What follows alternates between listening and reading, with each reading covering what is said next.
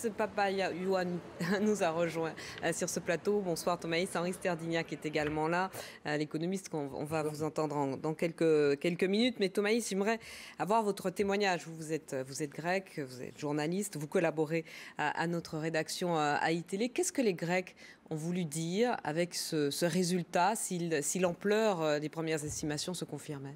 Alors, l'élan est bien plus important que les sondeurs donnaient. Tout au long de cette dernière semaine, il y a plus de 7-8 points de différence, ce qui veut dire que soit les Grecs, à la dernière minute, ont dit « Allez, il ne faut pas gâcher mon vote, il va falloir vraiment aller fort ». On a l'expression d'agoto. Soit, effectivement, les sondeurs se sont trompés, et où les Grecs ne voulaient pas vraiment révéler leur intention de vote, pourquoi pas.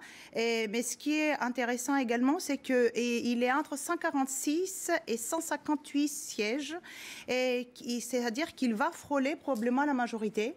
Si tout va bien, il aura la majorité, et si ça se confirme. Et ce qui est très impressionnant, c'est que l'Aube dorée, malgré tout, risque d'être le troisième parti, le parti fasciste néo-nazi, risque d'être numéro 3 et risque d'avoir 17 à 22 députés, malgré le fait que les leaders sont en prison, pas condamnés, mais en prison, ce qui est extraordinaire. Ça veut dire qu'il y a un vrai noyau des Grecs qui veulent l'extrême droite dans le Parlement.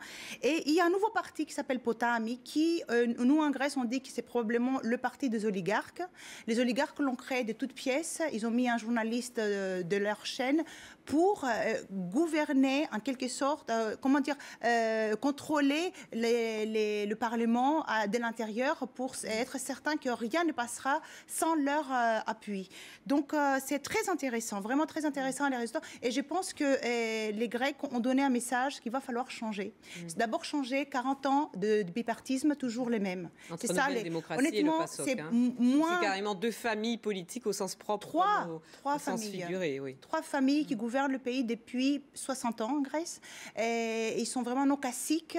Ils ont créé un système qu'on essaye de s'en débarrasser. En fait, les Grecs ont appris la leçon. Il y a eu un déclic pendant ces 5 années très difficiles. Le déclic, c'est « Mon Dieu, qu'est-ce qu'on a fait? Pourquoi on a voté tout le temps pour eux? Ils ont détruit les pays. Il va falloir vraiment changer les systèmes. » Et c'est un beau message, un premier bon message. Est-ce que les Grecs n'ont pas aujourd'hui trop d'espoir qu'ils mettent comme ça sur les épaules de Syriza, espoir qui forcément seront déçus?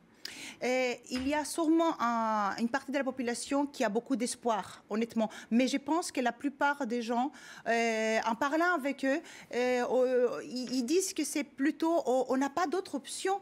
On a tout vu, tout attendu de leur part. Ils ont fait des volte-face constants dans le Parlement. Les seuls qui n'ont pas gouverné, c'est Syriza, à part le Parti communiste qui ne veut pas gouverner, d'après ce qu'ils disent. Donc Syriza dit que voilà, on veut gouverner, on veut prendre les choses en main, et nous avons quelques solutions. Je ne pense pas qu'on croit qu'ils sont des messies. Hein. Merci Thomaïs, vous restez avec nous évidemment. On va